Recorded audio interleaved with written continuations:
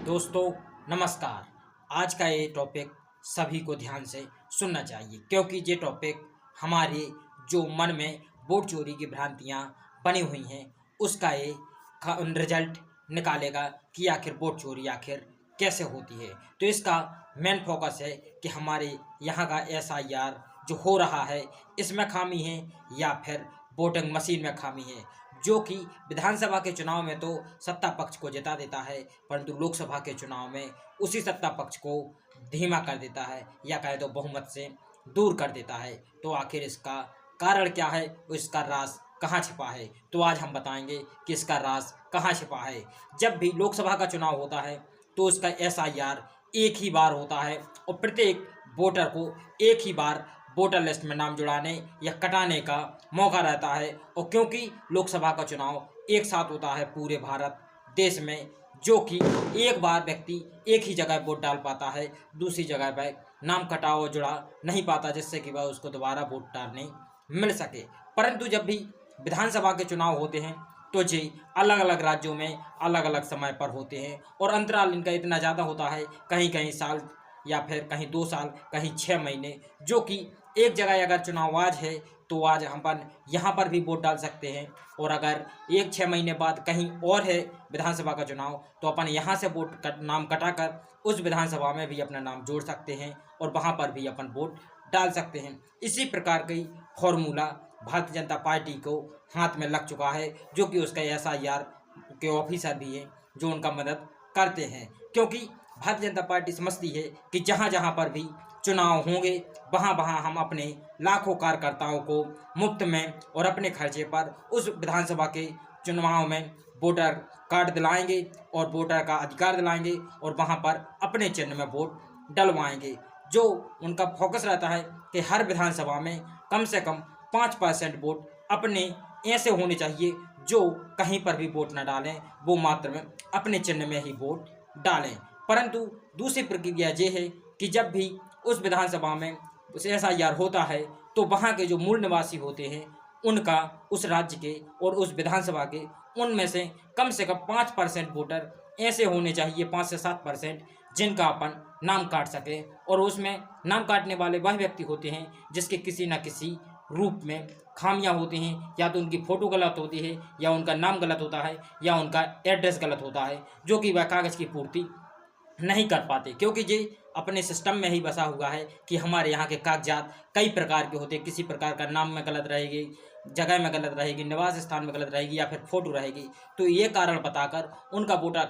Card से नाम काट दिया जाता है, जिससे कि वह विधानसभा के चुनाव में वोट न डाल सकें। तो जो लोकल के वोटर होते हैं उनको 5 से 7% वोटरों को काटना, और जो अदर राज्य के वोटर होते हैं जो पार्टी के कार्यकर्ता ही होते हैं उनको सरकारी खर्च पर लवाकर उस विधानसभा के वोटर कार्ड में नाम जुड़ाना, और जब भी चुनाव हो हर विधानसभा में अपने 5% कार्यकर्ताओं को नाम जोड़कर और उसमें स्थायी अदर राज्य के नागरिकों को उस राज्य में वोटर डलवाना, जिससे कि हर विधानसभा में 5% वोट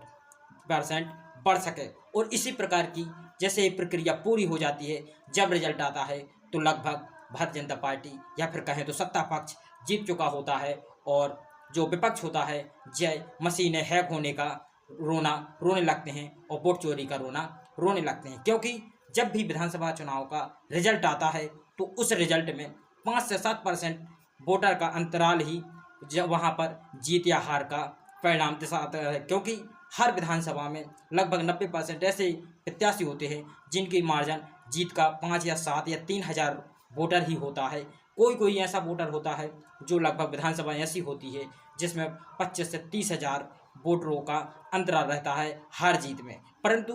ये रणनीति उन्हीं विधानसभाओं में और उन्हीं विधानसभा सीटों पर काम करती है जहां का अंतराल 5 से 7% होता है। जिस प्रकार का यह नतीजा भारतीय जनता पार्टी और जो वहां पर सत्ता कर रही होती है, सरकार चला रही होती है और जिसके पक्ष में एसआईआर होता है, अधिकारी होते हैं, वह व्यक्ति वहाँ के विधानसभा चुनाव जीत जाते हैं जिस तरफ सपोर्ट ज़्यादा रहता है। तो मशीनें अपने यहाँ की हैक नहीं होती, वोटर लिस्ट में जो छेड़छाड़ी की जाती है उसी से हार जीत का परिणाम निकलता है, ना कि किसी मशीन का हैक होकर और या फिर मशीनें बदलने का। ये बहुत ज़्यादा भ्रांति हमारे देश में फैली हुई है, क्योंकि वोटरों को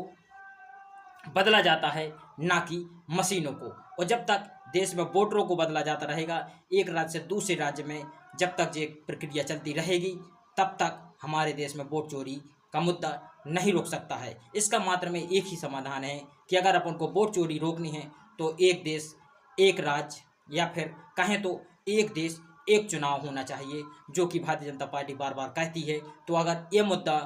फील्ड में उतरे और प्रत्येक विधानसभा चुनाव और लोकसभा चुनाव साथ में हो, अलग अलग ना हो, तो फिर लोकसभा की तरह एक ही बार वोटर आईडी बनेगा, एक ही बार चुनाव में नाम कटेंगे और वोटर लिस्ट से नाम जुड़ेंगे। इसी प्रकार वही वोटर लोकसभा में भी वोट देगा और तुरंत ही विधानसभा में वोट देगा, जो कि 5 साल के लिए समाप्त हो जाएगा नाम जुड़ना और कटना, जिससे कि वोट चोरी हमारे देश में बच सकती है और जिससे कि सत्ता पक्ष और विपक्ष दोनों का लाभ होगा और हमारे यहाँ का संविधान भी बरकरार रहेगा और SIR जो होता है ऑफिसर, वह भी बरकरार रहेगा। क्योंकि अगर ये प्रक्रिया रही तो कहीं ना कहीं लापरवाही होती रहेगी और इसका जिम्मेदार सिस्टम भी रहेगा और विपक्ष भी रहेगा और सत्ता पक्ष भी रहेगा। ये तीनों पर आरोप लगते रहेंगे, क्योंकि कहीं कोई सत्ता में है, कहीं कोई सत्ता में है। जिसकी ताकत जितनी मजबूत होगी उसके पक्ष में निर्णय उतने ज़्यादा जाएंगे। धन्यवाद।